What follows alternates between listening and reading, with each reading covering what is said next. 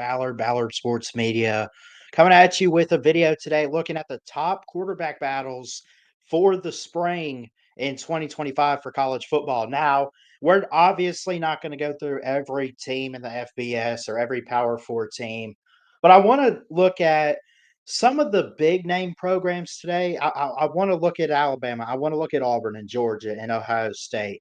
And I know I said big name and then I said Auburn, but it does intrigue me just being in the state of Alabama, what they're going to do, because they got a duo of quarterbacks to kind of look into. But we'll get to that. I'm going to go ahead and knock out Alabama. We're going to go to Auburn, Georgia, Ohio State. And then at the end, I'm going to give the obvious starters for some teams out there in college football because I really think with the portal and everything, you've had some transfers come in or guys that have waited a year or two on the bench to make a start in college football that are going to finally see the field and they'll finally get their call to be great in college football. But let's go ahead and start with Alabama. And again, you guys know what to do. Hit that thumbs up, hit that subscribe button. Really love and appreciate all of you out there. God loves you too. So, Alabama has a three-man race, I would say. Redshirt sophomore Ty Simpson is a five-star, built like Trevor Lawrence, in my opinion, and kind of plays like him. We'll come back to that in a second. But they got Ty Simpson, five-star redshirt sophomore, true freshman, five-star Keelan Russell, and former four-star Austin Mack, who came with DeBoer from Washington. Of these guys, my projected starter is Ty Simpson, but at the same time, I bite my tongue on that, especially with Keelan Russell coming in, because I really think all of these guys can fit the mold for DeBoer's offense. I really would like to believe that. I think with Ty Simpson, he makes me think of Trevor Lawrence. The way he plays, the way he moves, the way he's built up, probably has a little bit more strength and muscle on him than Trevor Lawrence did when he was at Clemson. And then you got Keelan Russell as a freshman. The thing about him is his key accuracy and ball placement comes from Texas and Duncanville High School. He's just really poised. He's calm in the pocket. He's dual threat, but his accuracy and ball placement, he's got a cannon for an arm, and it's like he's got this just rocket. I mean, he can chuck it down the field, and it's really cool to see. And then for Austin Mack, he comes with DeBoer from Washington, like I said.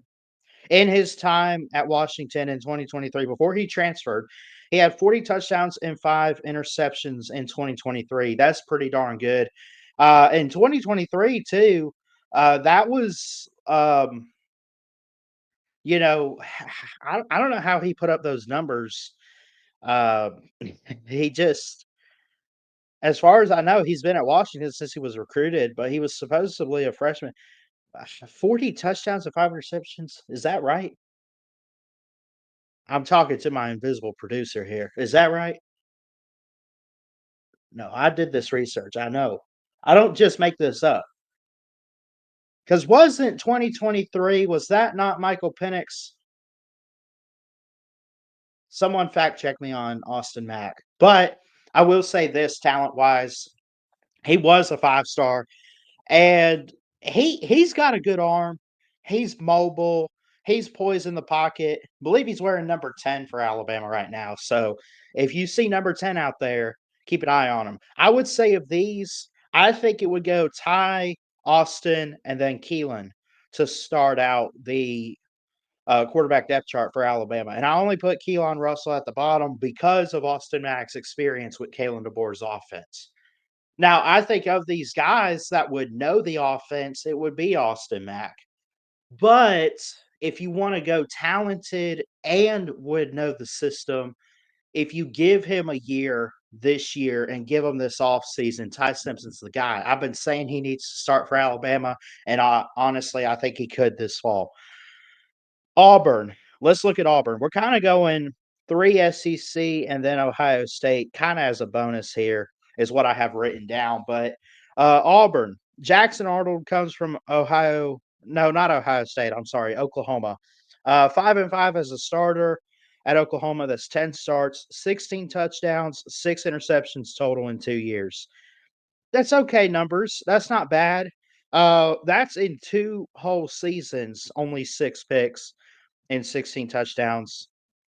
And then you have a freshman 5-star in Deuce Knight, most talented. Rumors are he might leave if he doesn't start. I have heard that. But the plus side to him is you get Cam Newton style comparisons. The way he's built up, almost like a Cam Newton or a Jalen Hurts type of guy, and the way he's built in height and weight. Uh, he's got a talented arm. He can run. He can control the offense. He's not a game manager, but he's a game leader. And I think there is a difference there. A game managing quarterback is, oh, he's serviceable and he'll go out there and do what he's got to do as a quarterback. A game leader in quarterback for me is taking on that role, taking it and putting it on your back and carrying it and giving it all you got. Um, for your team, and I think Deuce Knight could do that. Jackson Arnold, golly, that's a game manager. That's a game manager right there in and of itself. He's not bad. He's not great either. He's serviceable. He might be a little bit better than Peyton Thorne. We'll see. I would go with Jackson Arnold right now, but if it starts to fall apart, if I'm Auburn, I'm pulling the trigger right away and I'm putting Deuce Knight out there because this dude's a stud. He really is. Most talented on their roster. Um, yeah, that's Auburn.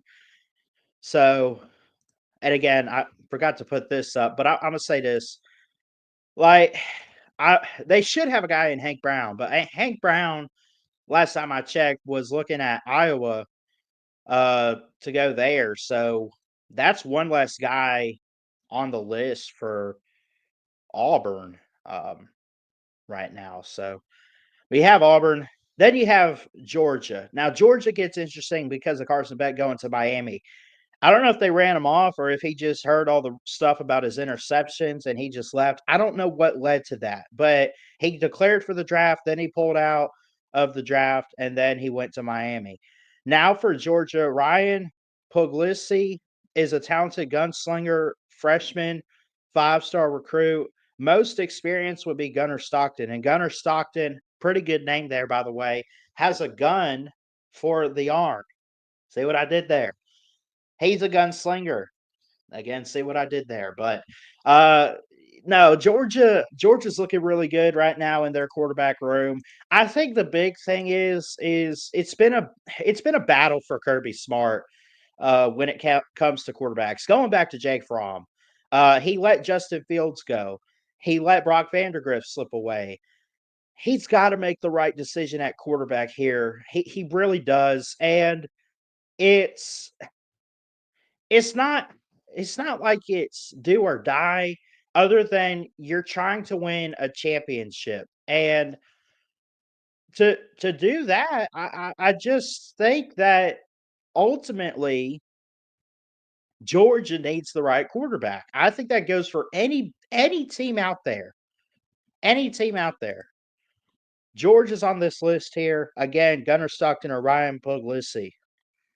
I don't even know how you say that last name. I'm gonna call him Puglisi. That's how it's spelled. But he's talented too. Then you got Ohio State is the last team we're going to talk about specifically, and then we'll talk about some obvious starters here.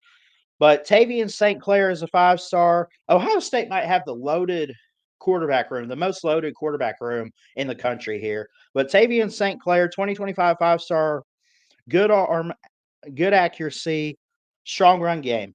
Julian Sayin, elite football IQ and passing ability. This guy is a stud, knows where to put the football. He's calm in the pocket. He can take off and run. He comes technically from Alabama.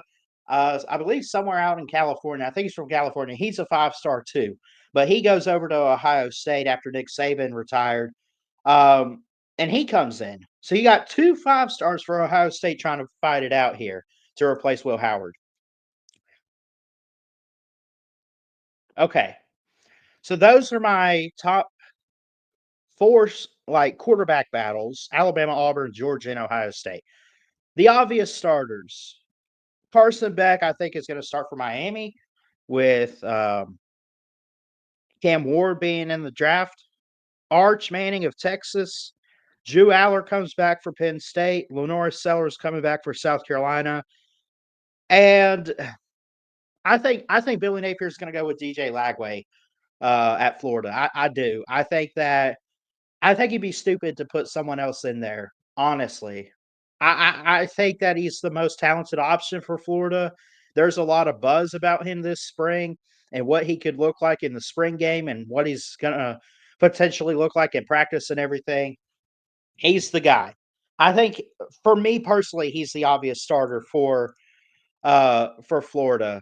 Just he took over for Graham Mertz after Graham Mertz had an injury. Uh, there was some growing pains for him, but honestly, he just like he can throw the deep ball, and that's what you need for Florida right now. It's just someone that can throw the ball. And I'm not saying he's just a guy that can throw the ball. He does have to work on like the short range passing and everything, but I will say that he's really, really good with his legs. He can read and pick defenses apart. That's just really good. Arch Manning at Texas, I mentioned. Um, he was good enough last year that he could have been at quarterback over Quinn Ewers, I thought. But obviously, Quinn Ewers is good enough to where he did what he did. Now he's going to the draft. Now, what do you do if you're Texas? I'll be shocked if it's not Arch Manning.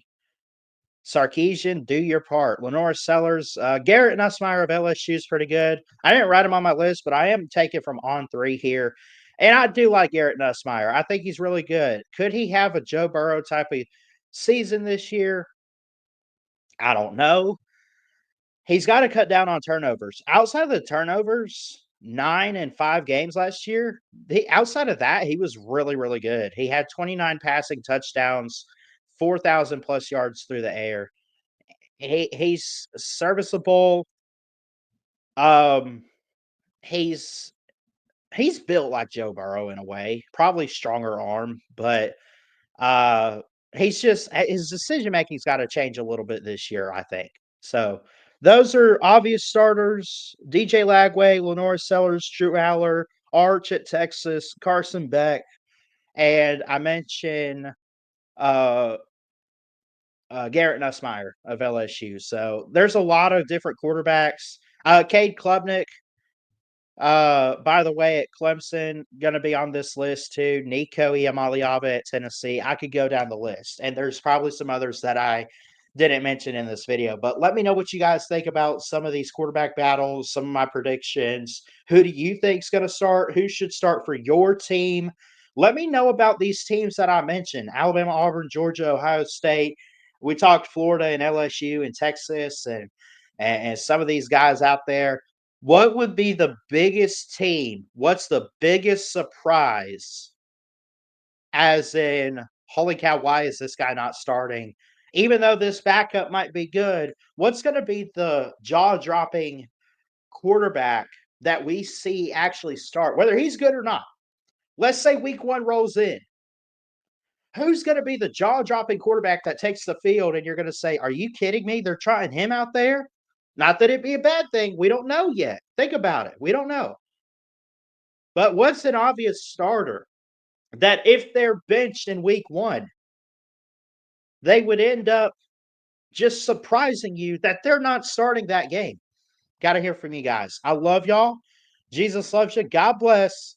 And we'll see you next time here at BSM. Love y'all.